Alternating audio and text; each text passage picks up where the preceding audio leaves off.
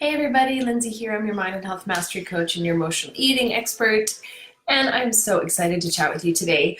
I have found this fascinating line, this thread of similarity today in all my coaching clients. So I had 3 clients today, and we all talked about the same thing: boundaries. Boundaries, having none, and how that negatively affects not only how we're trying to manage to deal and survive through our challenges with emotional eating, but how having no boundaries in general really negatively affects all areas of our life. As I mentioned before, how we do one thing is how we do everything. So I wanted to talk to you about this today, why do we have none in the first place? And I think one of the bigger factors with it, don't mind my dog barking in the background. One of the bigger factors I think that we have with why we don't have boundaries is because I think a lot of us, we want to be accepted. We're people pleasers. We want people to like us, and what ends up happening is we just give our power over to them. We bow down to them. And I think that's a really huge key factor in, why we have no boundaries, because we want people to like us, right? And I think this manifests very early on in our childhood with our connection to our parents, wanting our parents to, support, love, and approve of us. And then it leaks into school, and the school dynamic between all this different sorts of kids, it gets just heavier. And then it starts to get ingrained into more of a day-to-day habit of having no boundaries, being angry that we don't realize that we need the boundaries, that they're so important for us, and then also just constantly giving away our power to others, leaving us feeling empty inside, feeling unloved, unsupported, riddled with anxiety. It's very connected to emotional eating. It's very connected to emotional eating. And it's also very connected to why we have issues in other areas of our life, because we don't have any boundaries set up. We don't say what we're available for, We don't really say, we have a lot of things where we're like, no, I don't like that. We have a lot of opinions of things, but I think more so it's stating what we're available for, what we love and appreciate, and what we're unavailable for, and which we don't want in our lives. We don't want in our energetic space in any way, shape, or form, because it really takes away from who we are and what we wish to become, right? So I really think one of the biggest things with boundaries is that we're constantly seeking approval. And this is something that I've been personally working on a lot, is boundaries and people pleasing and all that stuff, because I grew up that way. I was a huge people pleaser. I wanted always, for my parents to comment on how good of a kid I was and how well I listened, and that kind of transformed into doing it in friendships and getting completely walked over and burned in all my friendships as a kid. And then, having to learn it the hard way consistently throughout my life and other areas of my life and my career and my relationships. Oh my goodness, it rears its ugly head so much in our relationships when we give away power, when we don't set up boundaries. Because in the beginning of a relationship, it's fun. It's like the honeymoon stage. You're getting to know each other. Everything is so fun and enjoyable, and you're just getting to know how you act, you interact, and what you guys like. And it's really no boundaries there, right? Very little boundaries.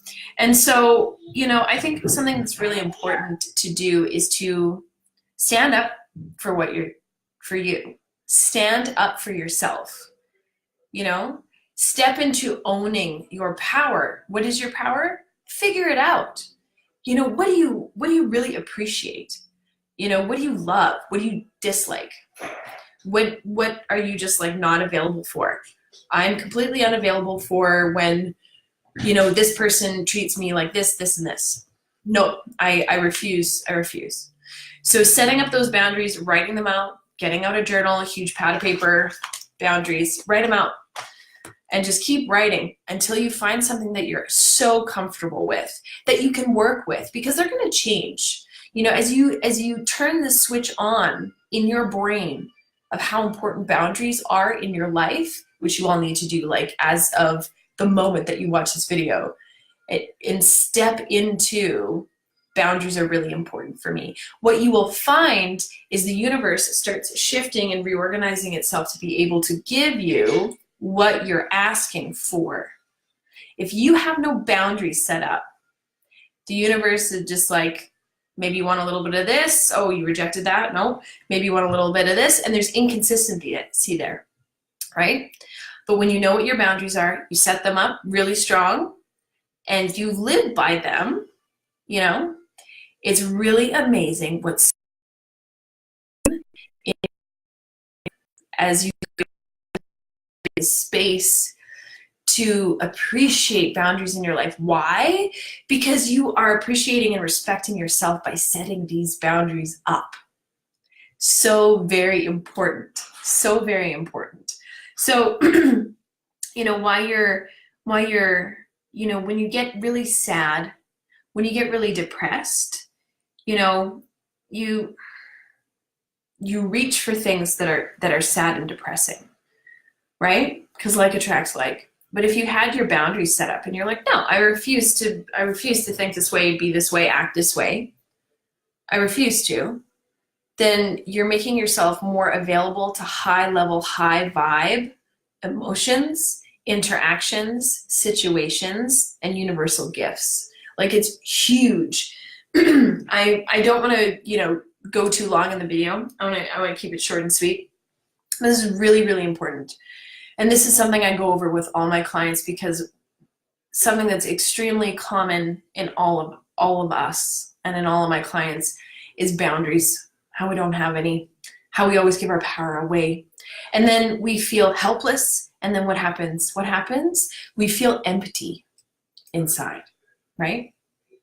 We feel empty inside.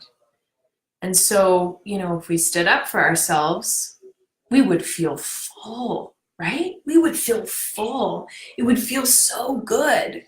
So, and it's fascinating because I'm working on this myself. You know, I'm working with a coach, and we talked about that too. And then the clients that I have today, boundaries, working through that too. Like, fascinating stuff. Fascinating how you do one thing, how you do everything. You have no boundaries.